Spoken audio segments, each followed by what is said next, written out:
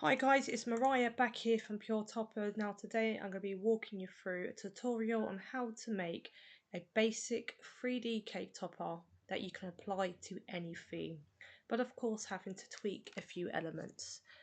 So first of all, you want to start by grabbing a circular shape. Don't worry about sizing for now because you can always downsize it once the project is completed.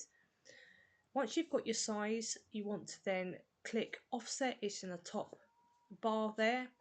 And I'm going to go with a size that I feel comfortable with, so I'm quite happy with the digits there at the top. I'm going to select all, then I'm going to slice and remove the inner circle. I'm going to start to change the colours as I go through the design. This gives me an idea of how it's going to look.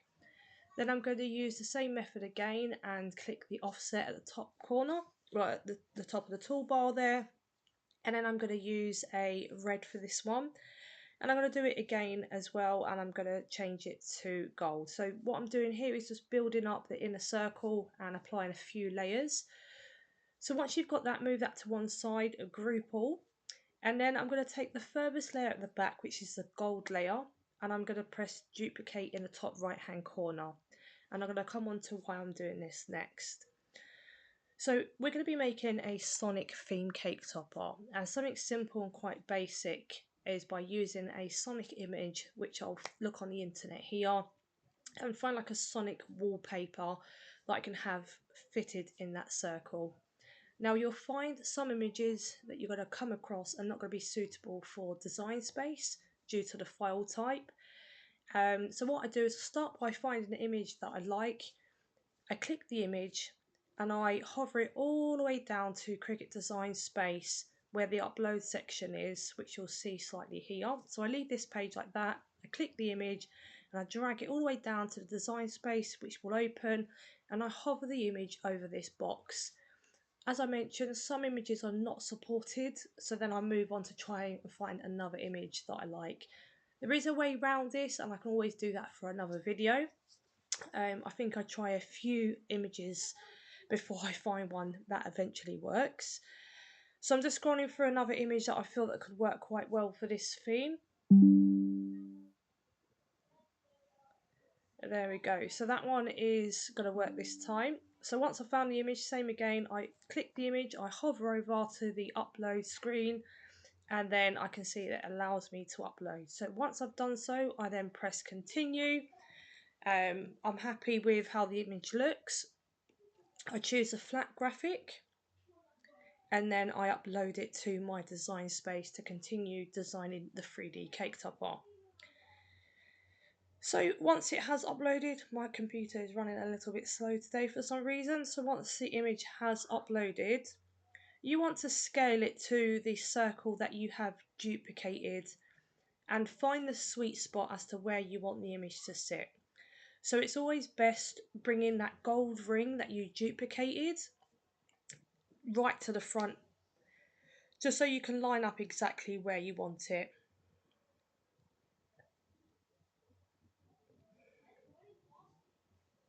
And what this is going to do, this is going to sit at the back of the cake topper, and that's going to be the main focus here, is going to be this wallpaper image.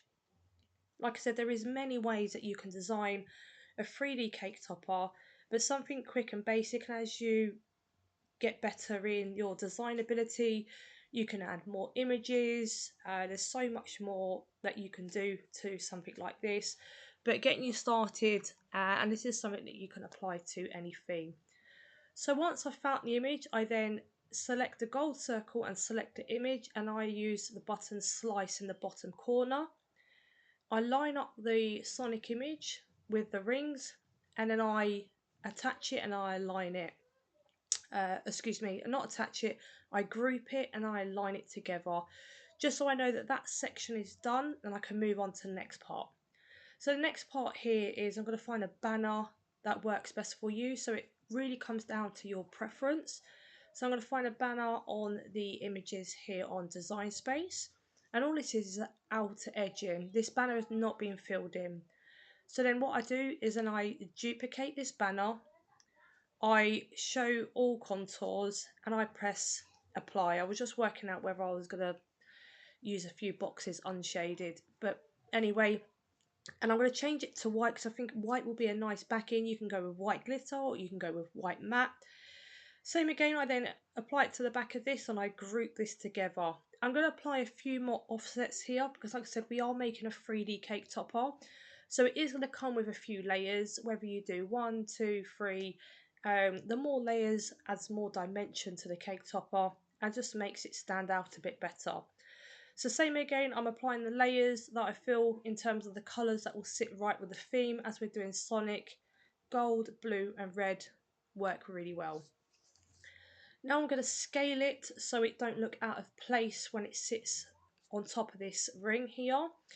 Like I said, don't worry about sizing for now. You know, you're going to work towards adjusting the sizes depending on what cake your topper is going to be going on. But as I mentioned, once you've completed your design, you can always scale it down by sizing it accordingly. So I find a sweet spot as to where I want the banner to sit. I select all and I center horizontally just so I make sure that the banner is in line with the main body of the cake topper. I group everything together as you can see here just to make sure that I don't lose any parts and everything is in line.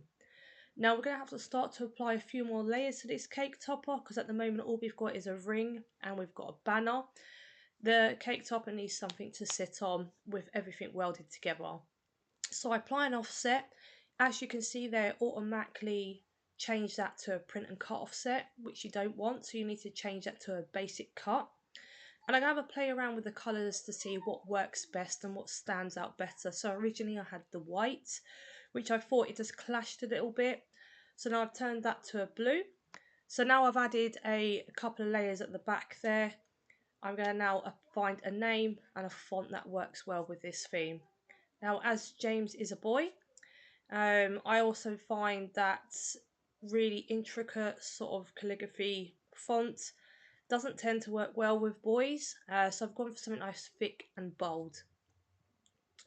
Now you can see the banner has a curve to it, so I'm going to apply a slight curve to the name just so it sits better on this banner. So you want to go to the top toolbar there and you want to choose wrap, choose number 5 and adjust it accordingly just so it's not too curled over. Now a top tip here when you're dealing with letters that are not joined together, if I left the letters like this, when it comes to assembling the cake topper, it's going to be really fiddly trying to get them back in line. So a really top tip is if you apply another offset to the name, as this white backing I've done here, when it comes to applying the name, you've just got to apply it to the backing and it's not so fiddly getting it onto the banner. Next we're going to add a age here. Same again, I've gone with the same font and I'm going to put a few layers behind it, and the consistency here is using that offset tool to build up them layers. I'm going to apply the number at the top right hand side there. You can choose to place this anywhere. With an image like this, it's probably best not to place it in the middle because it'll block the main theme here. And as we're working with a Sonic cake topper, I wanted to add a little bit more detail to this design. And like I said, you can adjust this accordingly to the theme that you're working with, whether it be adding stars, butterflies, love hearts.